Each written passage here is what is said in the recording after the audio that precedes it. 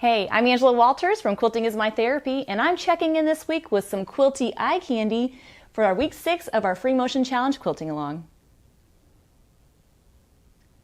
So how's it going? So far, we're about 6 weeks into our free motion challenge, and I hope that you're having a fun time working through the designs in the tutorials. This week, I showed you how to quilt wavy lines and serpentine lines in the tutorial, and I hope that you're having a lot of fun quilting them. But what I want to do now is give you some quilty eye candy or show you examples of those designs on actual quilts. I think it's one thing to know how to quilt a design, it's a totally different thing to know where and how to use them on your quilts. Now, before I show you all my examples, here's the one thing I want you to remember. This is meant to be encouraging, inspiring. This is meant to help you come up with ideas to quilt your quilts. Do not get intimidated. Remember, these are just basic shapes that we're quilting with. Without any further ado, let's get into the quilty eye candy. First up, the wavy lines. Now, I already told you how they can add so much movement to your quilt, but I have a sample that shows you even if you quilt the lines further apart, it's still gonna look great. Spacing out the lines is a really easy way to change the density of the quilting. So if you have a busy fabric and you're wanting to get it done, or maybe the person isn't quilt worthy, you can spread them out. Just remember, as long as the spacing is consistent, it's gonna look great. Once you get comfortable quilting wavy lines, you'll see that there's an easy way to break up those bigger areas on your quilt to make them easier to manage. Even though I love quilting wavy lines, they can be a little tricky to quilt, especially over those large areas of backgrounds or negative space. So instead of quilting wavy lines across the whole quilt, I'll use the quilting to break up my space and make it easier to manage. That's exactly the case of what I did in this quilt, which was featured in my book with Krista Watson, The Ultimate Guide to Machine Quilting. I love how I can still quilt those wavy lines, but I don't have to reposition the quilt. Now, one of the variations I showed you of the wavy line had you quilting them closer and further apart just to give it a little bit of a different texture. And in this example, I did the same thing on just a more extreme level. The lines are really close together, and the places that they touch were more regulated, but the result is a really cool effect with the quilting. Where the thread gets closer together, it really adds dimension, and man, it looks beautiful. Now, when it comes to serpentine lines, you remember in the video I talked about how you need 2 defined edges to fill in between. The examples we showed were straight lines or wavy quilting lines, but you can also use them in curved piecing as well.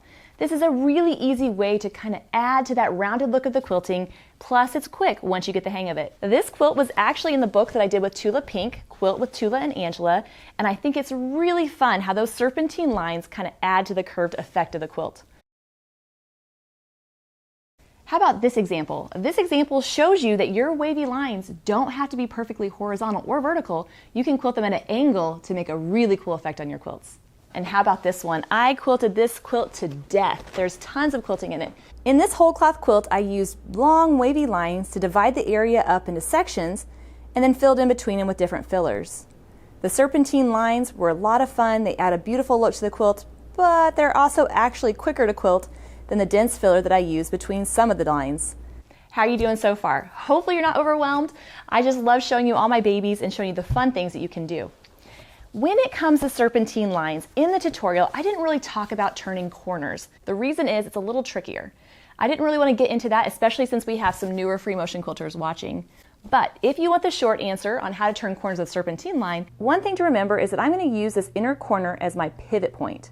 What that means is as I'm quilting my serpentine line, once I get to that point, I'm going to quilt a few that go out and come back.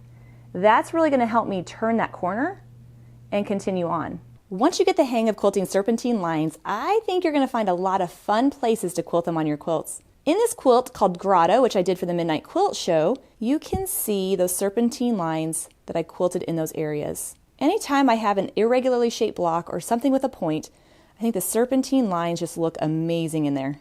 And if after all that you still can't get the serpentine lines, don't worry, just move on. One easy thing you can do is that instead of quilting that S-curve, you can quilt an arc. It's going to be quicker to quilt, but still give you a really nice look to your quilting. Now trust me, I could keep going on all day with quilted examples, but that's just enough to get you started and hopefully get you thinking about the different areas that you can use this on your quilt. If you've happened to stumble along this video and you have no clue what I'm talking about, be sure to check out the first video in the Free Motion Challenge Quilting Along. It'll explain to you what we're doing. Now, I'll be back next week with swirls and feather meanders. It's going to be an amazing time, so I can't wait to see you then. And please, please let me know if you have any questions. I know there's a lot of details when it comes to free motion quilting. Go ahead and leave them in the comments below, and I'll check on those periodically and get them answered for you. And well, until next week, happy quilting!